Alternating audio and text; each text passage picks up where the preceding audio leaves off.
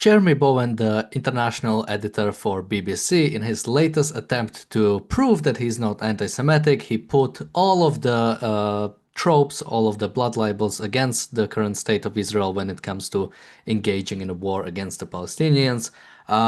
He put them into one article. So in today's episode of the reality show, we can nicely go through all of it and debunk all of it at once. Joining me today is E.R. Reichel. Thank you for joining me today. And before I go to you for some opening thoughts, let's actually listen a little bit from Jeremy Bowen. This is from a talk he did about a year ago, where let's listen to what he said. It turns out that quite a lot of people in Israel watch the BBC, and I quite often get people stopping me in the street, or if we're out filming, giving me a piece of their mind, sometimes politely, sometimes not, about different ways in which we're going wrong. I've been accused of anti-Semitism more times than I've had hot dinners. And pressure too from social media. If you look at that, I mean, to be honest, I post virtually nothing these days on my X account, because when I look back at it, it just exposes a seam of malice. So I don't really bother with that. But there's certainly, and there's the pressure you get, which is part of the job. I'm not complaining about this, I'm just observing and answering your question.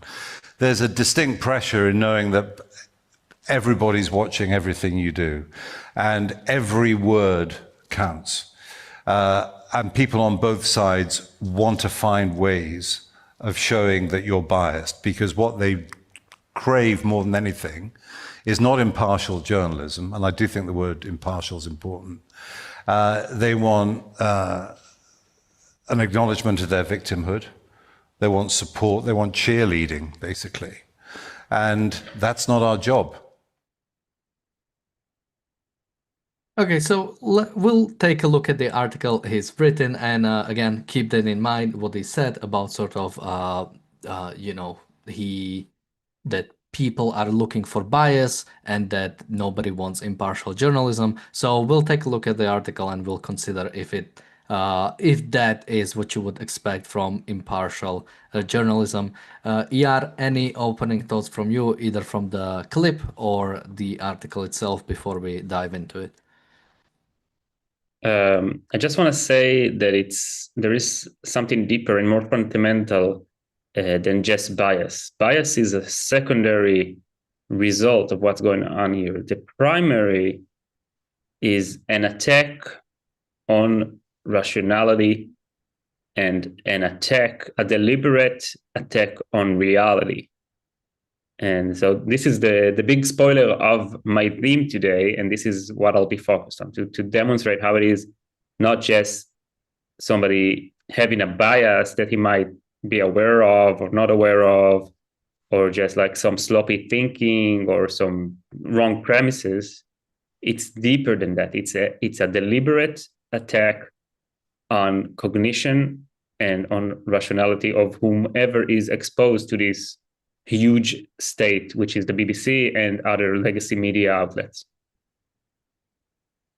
Yeah, now I guess I can make one more comment on sort of when people talk about bias, or when even people like Jeremy Bowen talk about impartial journalism, because oftentimes people confuse bias with having values or having a philosophy to basically consider an event through. You cannot report on anything. You cannot write an article without having some values, without looking at reality and deciding what do you want to write about, how do you want to show it, and basically how do you want to present it? What do you want to be the sort of the main point? And so when people like him say they're impartial journalists, what I mean is saying, well, Hamas and Israel are basically the same thing, so we'll cover them as they are the same thing.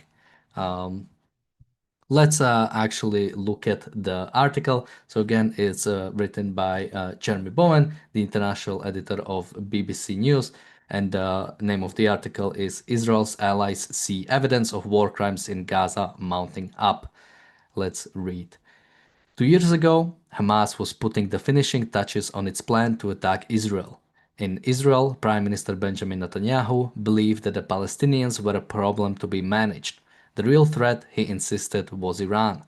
Netanyahu's rhetoric opposing Hamas was undimmed, but he had also given permission for Qatar to funnel money into Gaza. It gave him space for his real priorities in foreign policy, confronting Iran and finding a way to normalize relations with Saudi Arabia. So I have something to say on this, but let me go first, ER, to you if you have. We'll cover, probably we'll stop every few paragraphs or so, but if you don't have anything to say, we can just move on. No, I think it's quite accurate, this part.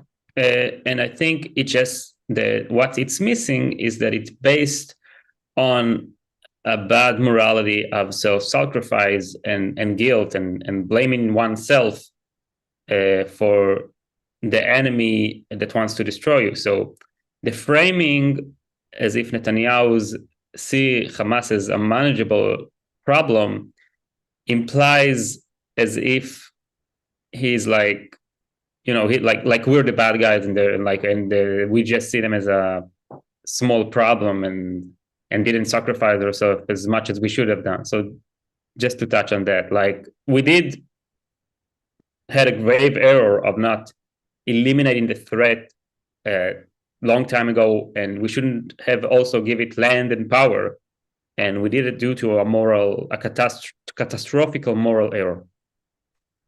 Yeah, something I wanted to cover on this is, people oftentimes make this, Netanyahu propped up Hamas to basically fight the Palestinian Authority, but what you always have to imagine is the other side, right? What if, basically, my understanding is that Qatar was sending money to Gaza and it was meant to be for civilian purpose. So that was the reasoning I believe Netanyahu used, that it's basically going to civilian infrastructure and things like that. But of course, as we know, anything going into Gaza will end up with Hamas. But that was sort of like the reasoning. But now everybody is what has everybody been complaining about Gaza since Israel got out of Gaza? The blockade, and now the fact that they are not allowing humanitarian aid in. So if Israel allows things to go in, they are propping up Hamas, which they are. But if they are not allowing something to go in, then it's genocide, or it's yes. This is just propaganda and rationalization. The core essential issue is the moral sanction the West gives to tyrannical regimes. Always have been. Israel went out of Gaza. Like on its own, just gave it to the Palestinians, says do whatever you want with him. The Arabs in Gaza, because they follow the ideology of Palestinianism, have elected the PLO and Hamas, and the State Department of the United States of America has forced Israel to allow Hamas to participate in the election, and has forced Israel to allow Hamas to be elected. And like I think in 2007, Hamas completely overthrew the government and basically became like a dictatorship rule. It's by the way, it was very, in a sense, it was similar to Nazi Germany, like the same similar political moves, and just took over completely. And Israel wanted to remove Hamas, and the United States didn't said stop. I don't think we should have listened, but we have listened. So both Israel and the United States has a moral responsibility, a secondary moral responsibility for this evil. The primary moral responsibility is, of course, on the Palestinianism and Hamas, but we also have a moral responsibility for allowing this to exist. And then Hamas is used as a weapon against Israel by the followers of Palestinianism to attack Israel and to delegitimize Israel. So whatever Israel does is bad, whether they help the Gazans, well, if they they support the Gazans, so they support Hamas. They oppose Hamas, so they oppose the Gazans. But if you give moral sanction to Hamas in practice, which is what Israel did, unfortunately, because they allowed them to exist, you're gonna have a bad time, and everybody's gonna condemn you. And so they're condemning us for the wrong reasons, but we did a moral error by allowing Hamas to exist. They kidnapped an Israeli soldier in 2006, and we went to an operation in Gaza in 2006 to release the soldier. And eventually we withdrew of Gaza. We did not remove Hamas while it was weak in 2006. Relatively less strong as it is right now, obviously. We did not overthrow Hamas. We went out of Gaza without retrieving our soldier because of pressure within and without, because we did not stand up for our principles. And this is the trend going ever since. So Israel does not have enough moral pride, and this is why Israel is paying the price ever since, and it's just getting worse. Let's read a little bit more, but first we have a super chat from Bonnie. Thank you so much. Reading more from the article.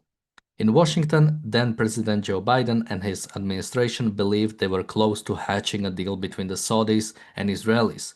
It was all a series of illusions.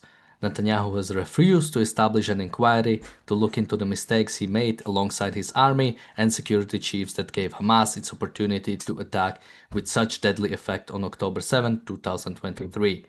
The century-long conflict between Jews and Arabs for control of land between the River Jordan and Mediterranean was unresolved, festering, and about to explode into a war that looks to be as consequential as its other landmarks in 1948 and 1967. So there's a few things to cover here. So first, he's talking about Netanyahu refusing to basically do an inquiry into what happened on October 7. Do you want to first comment on that, or should I? Go ahead. So that is true to some extent, and I think the reasoning is sort of clear, but whenever I hear this, especially from people like Jeremy Bowen, I just feel that sort of anti-Semitic trope of Israel allowed it to happen because Israel wanted to go into Gaza, which of course is ridiculous. The reason why it happened is Israel doesn't recognize the Palestinian threat. Israel doesn't recognize the fact that Palestinians were going to attack, and was simply ignoring the threat. I think we did an episode about that at some point. People might look it up. But basically, the top command of IDF is simply actually just ignoring of the fact that Hamas has been getting ready, that Hamas was going in. Any thoughts on this specific one? Well, once again, I think the vast majority of Israelis, whether it's the military, intelligence, government, elected officials, unelected officials, they were all practicing in some sort of evasion regarding the nature of Palestinism, regarding the situation in Gaza. And the core basis for that, the reason for that, is the fact that Israelis in essence, gave moral sanction to Palestinism. Some of them still do to this day. Now, separately, he talked about how, even this framing, right? The century-long conflict between Jews and Arabs for control of the land between the River Jordan and the Mediterranean. That's not what it's about. That's just a blatant lie. Yeah. So basically, from let's say the 18th century to the 1920s, Jews around the world had a safe haven, and this was the United States. In the 1920s, the United States basically closed immigration from Eastern Europe, which is where the vast majority of Jews migrated to the United States, and Jews were left without a safe haven, nowhere to be seen around the world. Even British mandate on Palestine has issued the White Book, barring Jews from migrating to this British ruled territory. And I think that what really pushed forward the Zionist movement, because this became the only choice for Jews, because they were persecuted all over the world and could no longer escape to the United States of America. And then from the 1920s to 1948, a span of about 20, 30 years, the Jewish people have experienced a Holocaust, the greatest disaster in the Jewish history, where they were basically almost erased from existence, and like a catastrophe. By the way, I'm a grandson for a Holocaust survivor. My grandfather's whole family, besides maybe one cousin, was sent to the death camps and murdered. And he survived by basically living in the forest in hiding for years. So, and in this time after the Holocaust, so by 1948, we basically founded a state. So, like look at history. There was the Dark Ages where Jews were basically persecuted and murdered. It was a free for all. I think in the 4th century, the leadership of the Catholic Church, or the forming Christianity culture, have basically decided to keep the Jews alive in ghettos instead of killing them all. So people would see what it's like for the people who lived in the times of Jesus and did not accept him. So Jews have been persecuted around the world for centuries. And so there was this short period of time where the United States allowed Jews in, and then they could just run away to the States, and many did, and many of them also become very influential figures and did a lot of good and created a lot of value. And the reason I'm saying that and mentioning the Holocaust and the history is because the essence of Zionism in Israel is creating a safe haven for Jews, a place where Jews could defend themselves and not be persecuted. And the conflict in Israel is a fight between people who want to live and people who want them dead. And Palestinism is just a political instrument, and an ideological and political instrument in this battle between Jews wanting to live and people whom are not Jews and want them dead, mostly for religious reasons, but also it could be also for reasons that are more related to socialism and communism and this kind of anti-Semitism. Now, yeah, I mean, the conflict between it goes back even before the idea of Palestinians. But yeah, the conflict in the Middle East between the Jews and Arabs was because Jews simply wanted to live. I mean, again, go to the wars, right? When did Israel start an offensive war? When it came to 47, when it came to 48, it was Israel declaring independence again. It was the UN that made this what you call them a resolution. It was the Arab states who simply didn't want Israel to live, and then later it was Arabs who wanted to again wipe out Israel from the face of the earth. It wasn't Israel engaging in some sort of expansive war, and even if it was, Israel gave up Sinai. Israel had no desire to simply expand for the sake of expansion, even though, Sinai is technically part of that mythical sort of land of Israel that is, where is it from? From the Euphrates to the Nile or something like that. Again, this kind of, this idea that this is like a geopolitical conflict, that it's simply over land is ridiculous. And it like speaks of basically either complete ignorance, but I don't think we can give Jeremy Bowen the excuse of ignorance, since he is basically the sort of BBC expert when it comes to like foreign conflicts, or sort of like beyond the borders of United Kingdom reporting. I think somebody in the chat said something interesting that I wanted to cover. It was from a troll, and yeah, somebody said that sort of Israel is not a remarkable civilization, or it's not an achievement. Again, that is sort of like a complete ignorance of what it means to have a society, what it means to actually be successful. If you go into Israel, if you compare the technological achievements, the patents coming out of Israel, anything that you would correlate with human flourishing, that is at the top when it comes to Israel and nowhere else in the Middle East. The idea that again, civilization is not that you have towns or you have tall buildings or anything in that regard. It's having a proper system that defends individual rights, having a system that encourages human flourishing. And that is achieved through, again, understanding that humans to succeed in life need to be able to protect the fruits of their mind and of their labor. And Israel is the only country in the Middle East that is actually able to achieve that.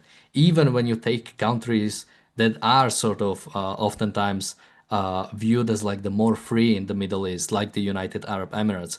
The fact is that that is still a monarchy, that is still a country that has pretty much no judicial sort of proper system where justice as such doesn't really exist. So again, civilization is not low taxes or things like that. It's actual understanding of individual rights and what it means. Yara, do you want to comment on that, or should we continue with the article? Let's move on. So continuing with the article, the Middle East has been transformed since 7th of October, and almost 2 years into the war, the conflict in Gaza is at another inflection point. This has been a hard war for journalists to report. They were taken by surprise on 7th of October when Hamas attacked, and since then Israel has banned international journalists from Gaza to report freely. Palestinian journalists inside the Strip have done valiant work, and nearly 200 have been killed during their jobs. So again, there is this obsession with journalists in Gaza, and it does seem that basically if you put on a vest that has PRESS on it, you are exempt from all criticism. There is nothing wrong you could do. When we know those people, I remember somebody said that basically even on October 7th, there were Palestinian journalists in Israel. So if you just put on a GoPro camera on you, that for some reason makes you journalist in the eyes of those people. Yeah, any thoughts on this? And even specifically the sort of the banning of journalists of international. There were journalists in Gaza, but yeah. what do you make of it? Well, war is a situation you do not want to be in, and to prevent one from being in a war, you should stop tyrannical regimes and dictatorship before they manage to accumulate power, whether through your donations, which is what's going on in the West, or by just stealing the money that the people manage to produce.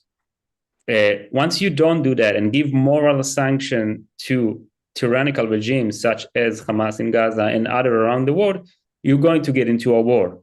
Now, once you got yourself into a war, you should be focused on winning this war. You should be focused on doing whatever you can to make this regime fall down as fast as you can with minimal harm to yourself. And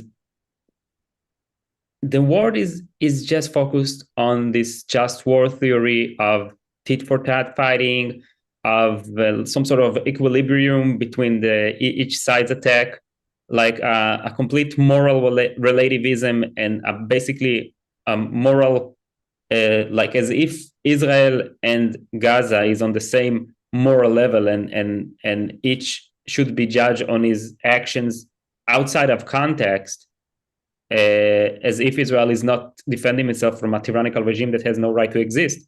And then you can just go to those secondary matters of how well Israel allows the media to cover the war and what's the efforts and everything. And it's so secondary and so non-essential and based on this evil morality that the West has adopted that is crippling Israel's self-defense. And it doesn't even come from like them caring about the Gazans. It's just about hating Israel. Because if they would have let Israel to do whatever it takes to remove these tyrannical regimes, this would have given Gazans an opportunity to live under a proper regime. But the Western world and the intellectual leaders does not want that in the first place. And I'm mostly referring to the anti-Semites that hate the Jews and Israel because it is a state that respects the rights of its people, and they want the world to be filled with tyrannies.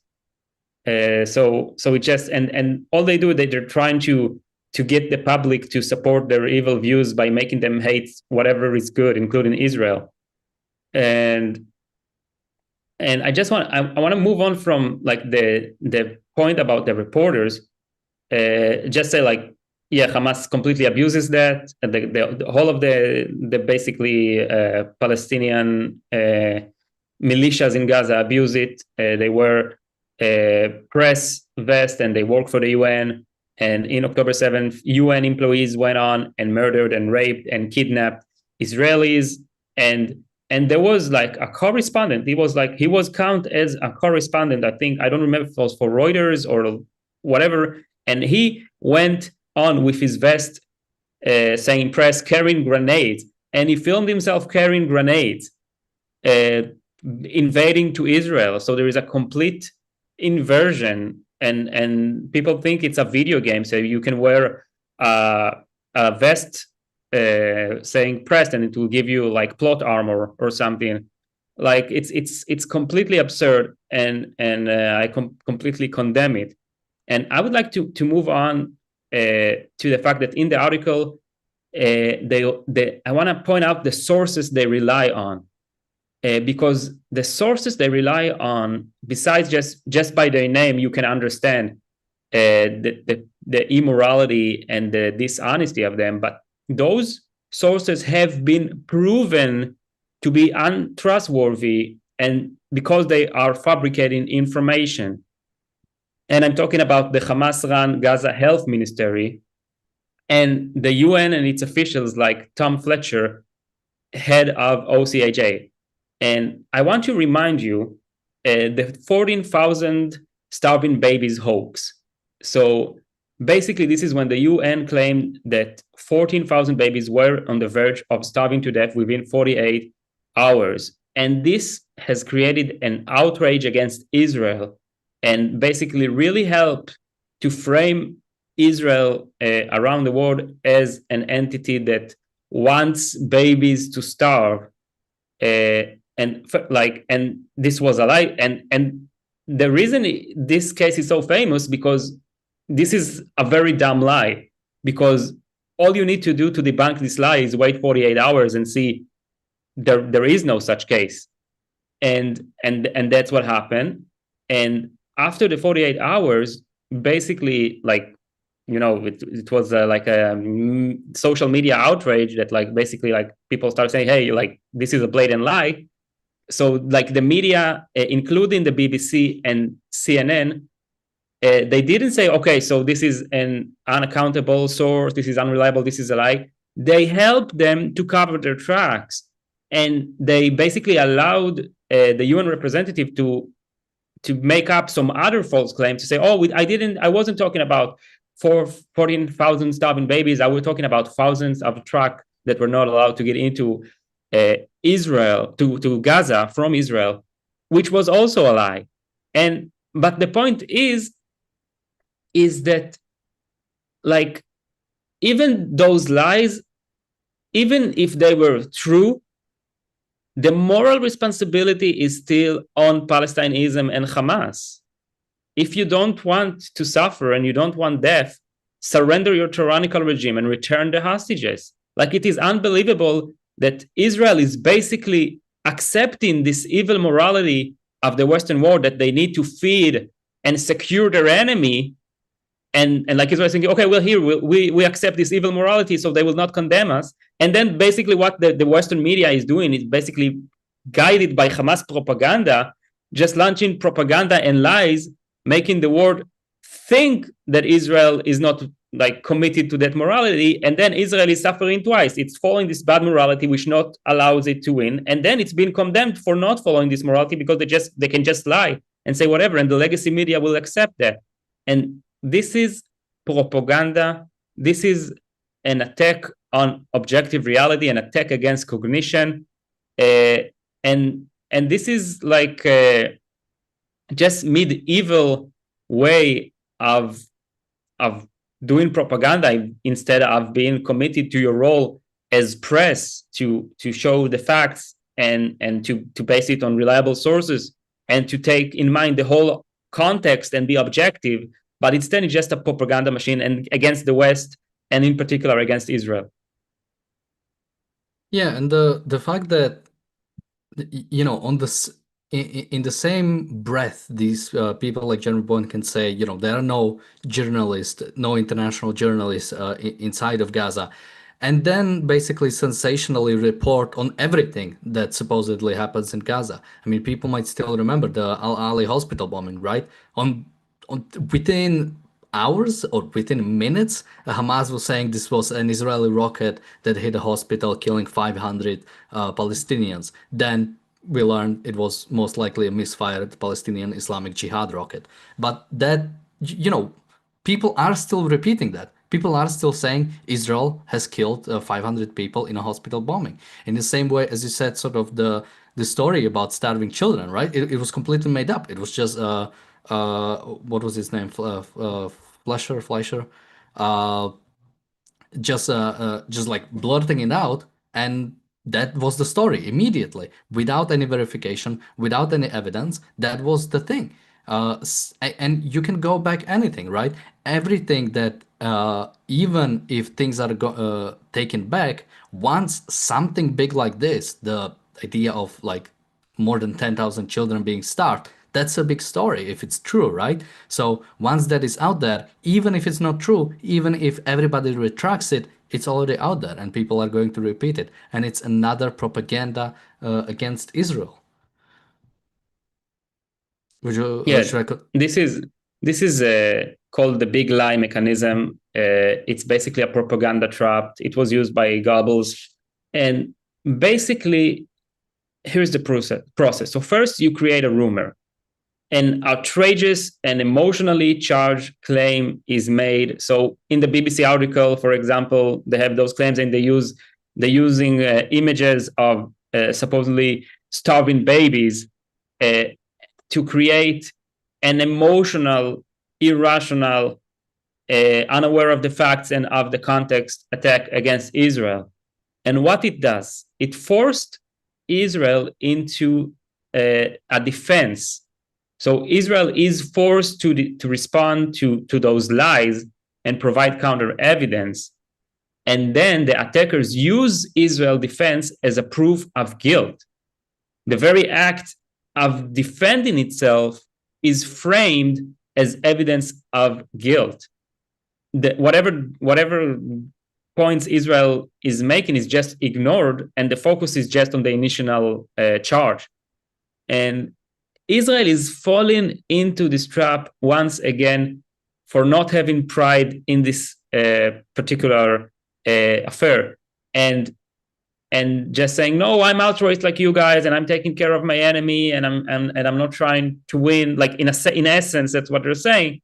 And this is just like they're falling into the trap. Instead of saying, like, you can say whatever you want about us, whoever bears the responsibility, the moral responsibility for this catastrophe is Palestineism, this ideology, and Hamas, and the Islamic Jihad, and Al Qaeda, and the communist fractions, all of those organizations, in essence, ruling Gaza, the consensus in Gaza. And we are here to destroy this evil ideology and kill its militants. And if there will be collateral damage, they're responsible for that. Instead of doing that and being proud of us defending ourselves as a free nation, we are basically doing a tit for tat, losing battle against emotional, large scale propaganda that it's basically impossible to beat in that way. We can only try to minimize our losses at best, but in essence, we're still digging our own grave here.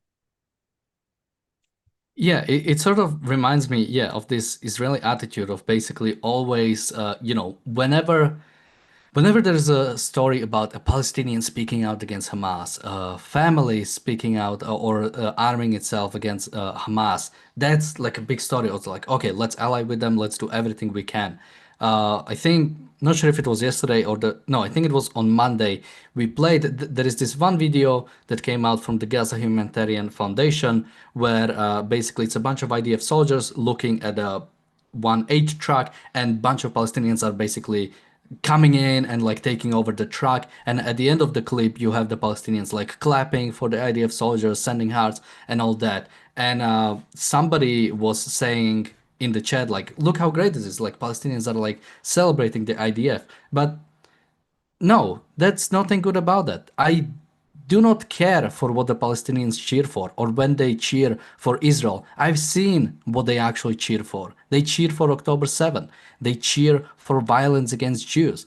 Just because, and that doesn't just change just because, oh, now that it's convenient, you do something for the other side.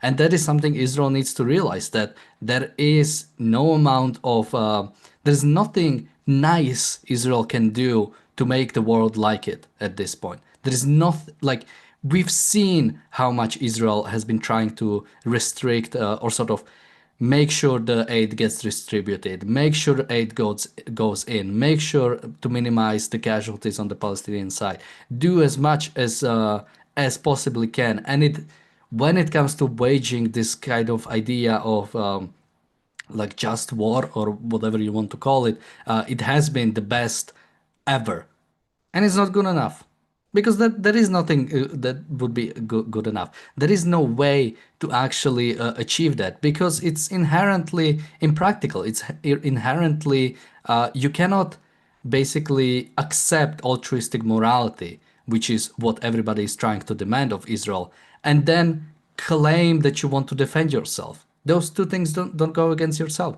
You cannot defend your selfish desire to live by altruistic practices. That's, these things inherently go against each other. So there is nothing Israel can do nice. It needs to stand up for itself and say, no, this is what it means. This is what it means to fight a war. This is what it means to actually defend yourself, and nothing else.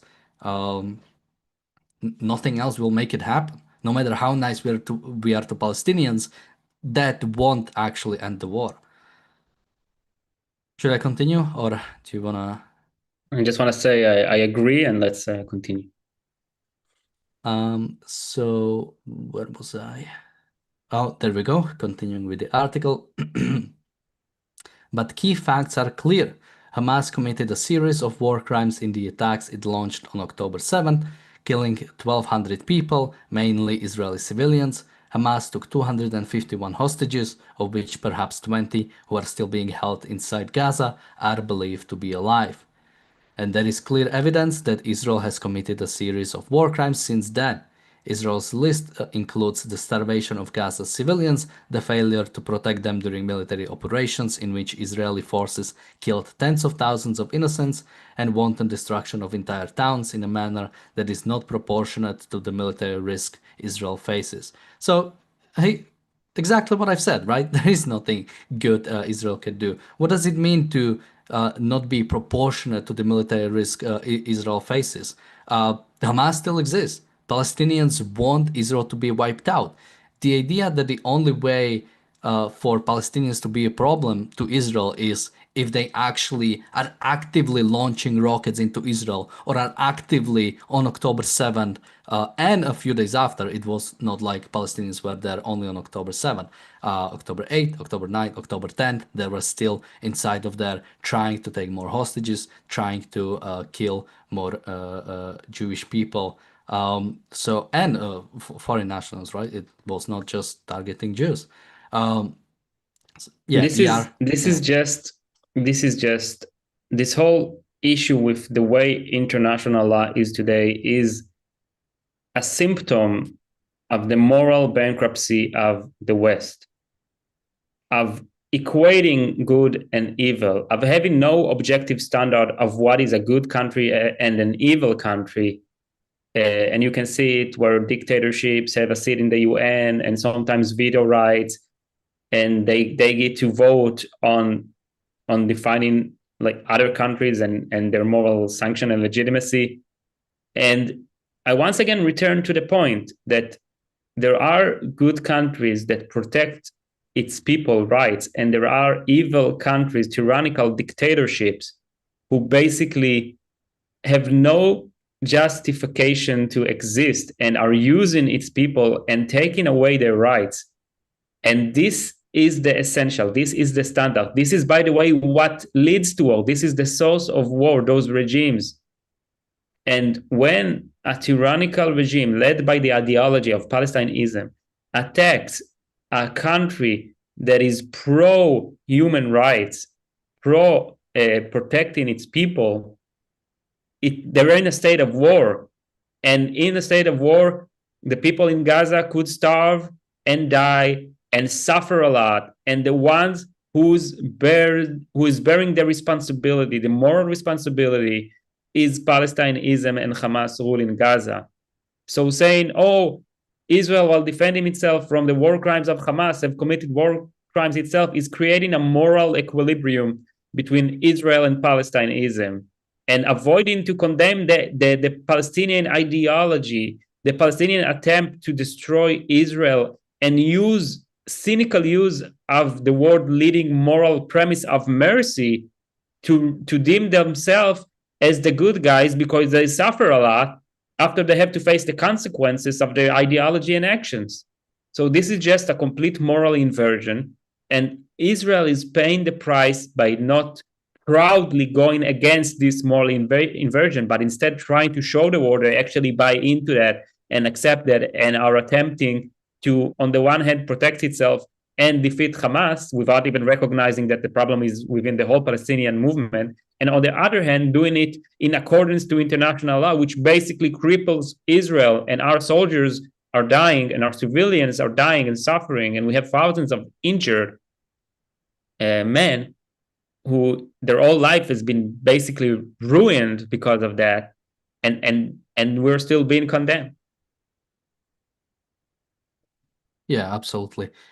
We have a super chat from PC. Thank you so much. He says Bowen should move to Gaza, take the other Jeremy too. Well, on that note, I guess I can say that Jeremy Corbyn announced his new party. I think they called it Your Party, which I'm not sure if they cleared with the Electoral Commission yet, because that's a bit of a weird or sort of confusing name, especially Well, during. I think they mean our party. Well, that's what they try to claim. But so it's him and the other MP, the woman MP. Maybe somebody can remind me of her name. But yeah, it's what you would expect. About third line of, I think, third paragraph is already talking about Israel and Palestinians. So this is what you can expect from that party. So yeah, both of them can definitely go to Gaza. And we have one more super chat from PC. Thank you so much. He says, WHO says Gaza faces a man-made famine. BBC just published this. I mean, of course they would publish. Of course, WHO would say it again. You have this circle, right? WHO, UN organization. It all goes together. We've been hearing the fact that there is a starvation in Gaza going on back. I think the first one was in December 2023, if I remember correctly. So again, this has been there from the start. But also, I don't, because I would even own this. If there is starvation in Gaza, that's on Hamas and Palestinians. That's what happens in war. You actually get you actually do not have access to food. You do not have access to what you would do in sort of peaceful times because you decided to declare war. If you do not want to starve, you better surrender. You better give out hostages. You better, yeah, completely renounce any violence against Israel. And then that will be solved.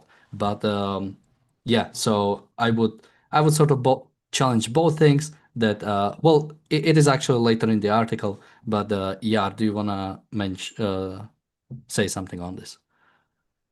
No, let's move on. So continuing, Netanyahu and his former defense minister are the subject of arrest warrants for war crimes issued by the International Criminal Court. they insist on their innocence. Israel has also condemned a legal process at the International Court of Justice, which alleges that it is committing genocide against Palestinians. Israel denies the accusations and claims they are anti-Semitic blood libels. So I guess just two quick points on this.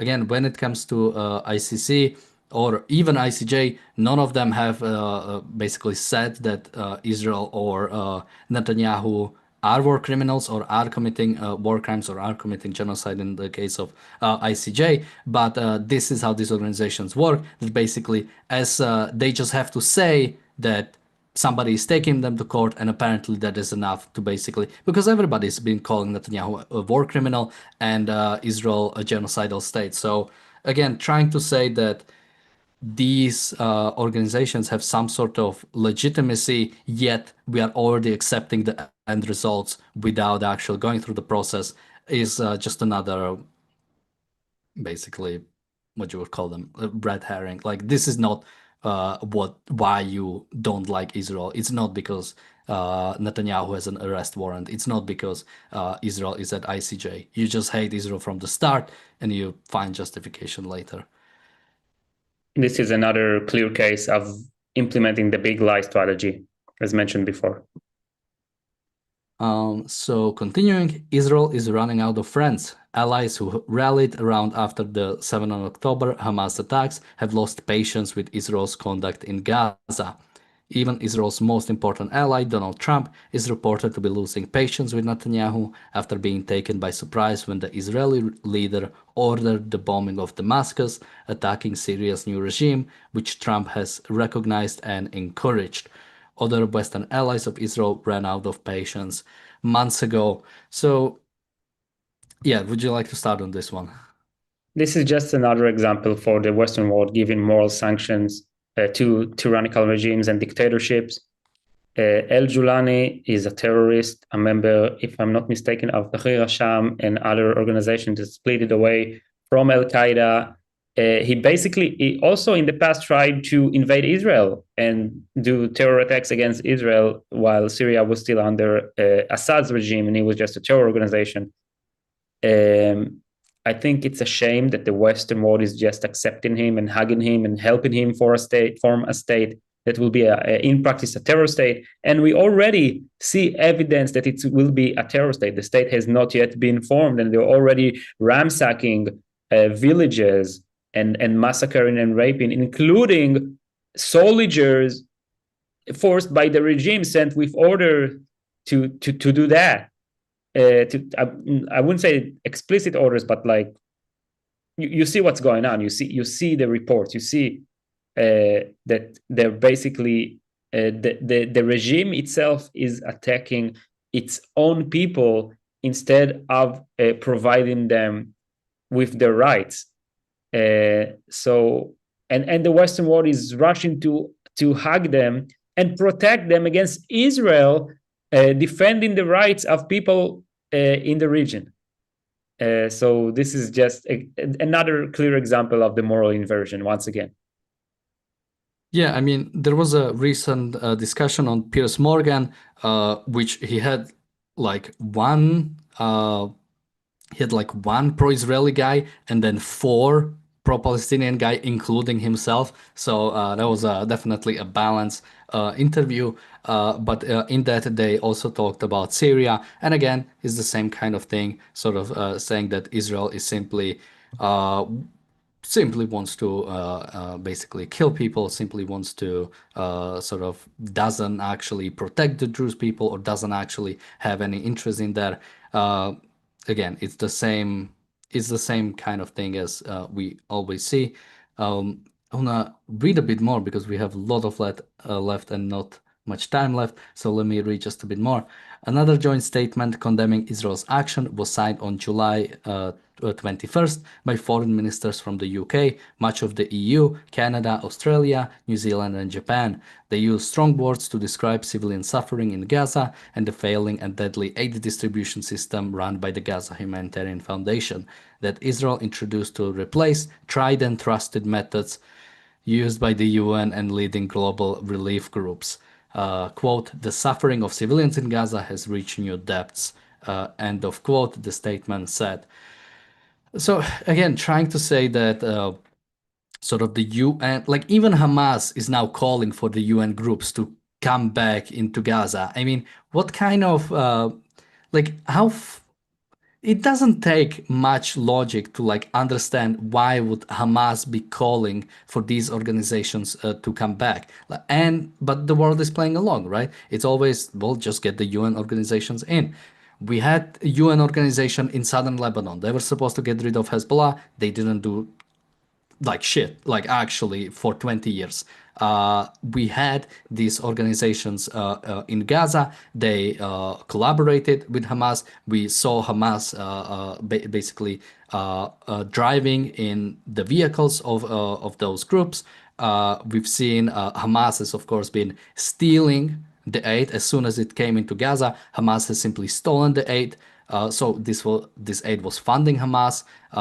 This not to mention the most important fact, this is aid going into Palestinians, an enemy nation. There should not be going any aid. This is abetting terrorism. This is helping enemies of Israel and should absolutely not be do so. Yes, there is a problem with Gaza Humanitarian Foundation because it shouldn't exist, not because it takes the job from international organizations. Yeah? Yeah, once again, Israel is trying to abide to wrong moral premises. And okay, they're saying, okay, Hamas steals the humanitarian aid, we'll feed Gazans ourselves, so with proxy organizations or whatever. And then there is like news article about those people being killed around food supply issues and fighting and whatever. And Israel once again is drawn as the bad guy. As long as Israel would not reach the understanding that it's time to take over the regime over there and take over Gaza and use the military, the Israeli military, to enforce civil order in Gaza, to make sure there is no violence coming out of this region, Israel will try to appease the Western world and just be ridiculed all over again. And Israelis are afraid. Israelis are afraid of explicitly going for this goal of completely taking over Gaza and running it civilly with the Israeli military. This is the only option we have right now that is not a complete catastrophe, and it will serve the Israeli interest and maintain peace in the region. And once we have Gaza, we can do re-education, we can do trials, we can do many things to enforce justice, but we're not even willing to get to this point, and that's leading many Israeli soldiers to die in this everlasting conflict that should have been over years ago. Now, let me just read one more paragraph, and I think then I want to cover the main point I want to make. So, reading more from the article, quote, the Israeli government's aid delivery model is dangerous, fuels instability, and deprives Gazans of human dignity. We condemn the drip feeding of aid and the inhumane killing of civilians, including children, seeking to meet their most basic needs of water and food. It is horrifying that over 800 Palestinians have been killed while seeking aid. So this is again from the statement put out by the 26 countries or so, Western countries around the world. And to this, I would just add one more thing. For some reason, everybody on the Israeli side have agency, but nobody on the Palestinian side have agency. For some reason, Palestinians simply, things happen to them. They are basically not human. They basically have no free will. They are simply physical objects that have things done on them. Where are Palestinians standing up to Hamas? Where are Palestinians doing something about their situation? They are simply viewed as basically, yeah, having no power, having no course over their life. And my question would then be, if Israel gets out of Gaza, what would happen then? Will Palestinians establish some kind of free society? Will Palestinians establish some kind of society resembling something that we have, something that these journalists like Jeremy Bowen would say, yeah, this is a good way to go about it. ER, what do you think? Well, first of all, history has shown us, because I remind you all, Israel has completely withdrawn of Gaza in 2005, and the people there holding the ideology of Palestinianism have brought themselves to live in a tyrannical regime that is basically aimed at destroying Israel. And I would like to paraphrase what you have said in order to put my emphasis.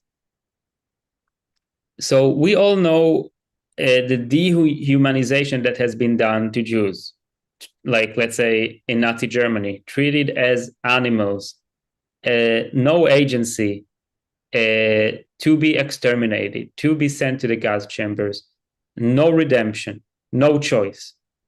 And there is another side of this way of dehumanization, and you can dehumanize a good person, like it was done to the Jews, and you can also dehumanize a bad person. And what the Western world is doing to the Palestinians, to the Arabs who hold the ideology of Palestinianism, is dehumanization to the other side of the equation. That means that if you dehumanize a good person, you persecute him regardless of his choices.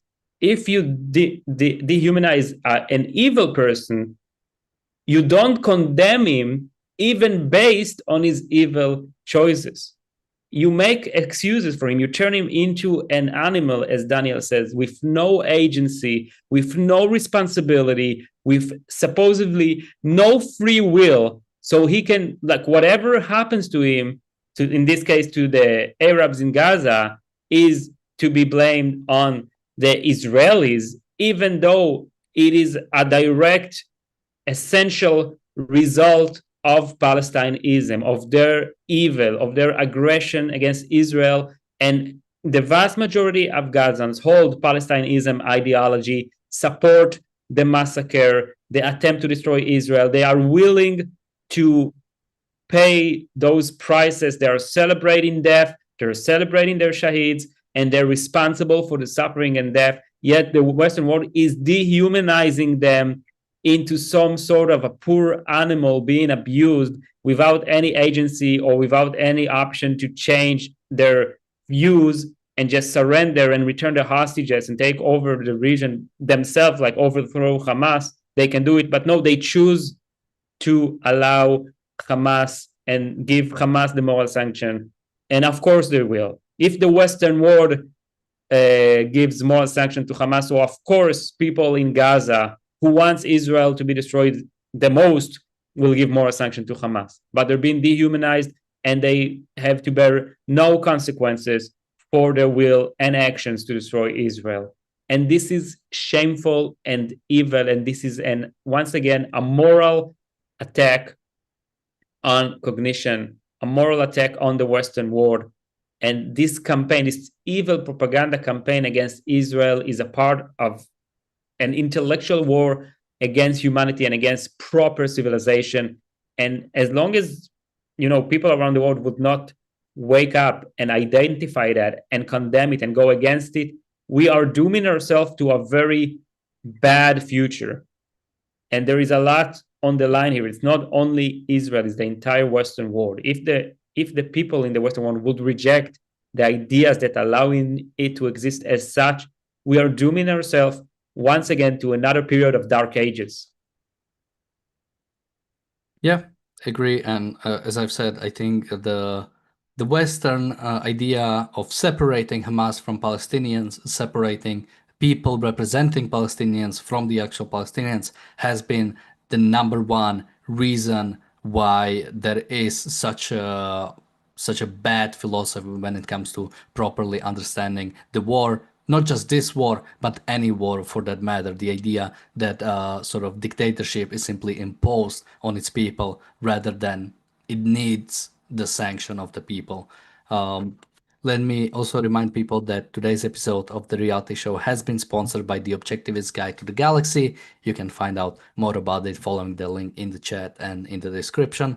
Iyar, any last thoughts, and where can people find you? Thank you very much for having me. I am Iyar Reichel, an associate in the Ayn Rand Center Israel. You can find out more about Ayn Rand Center Israel in aynrand.org.il/about. Your support is appreciated. And I'm a leading member in the Victory Now movement. We're working on a book showing a plan for Israel's victory and the moral foundation for such plan. And once again, I say this is very important to get first and foremost those moral ideas implemented in the culture. This is the only way for humanity to continue doing the right thing and to continue to exist and survive and strive. So you can find Victory Now in www.victory.now. And with that, thank you, ER, for joining me today. Thank you, everybody, for watching. We'll be back tomorrow with another episode of The Daily Objective, as well as the reality show. Until then, bye-bye.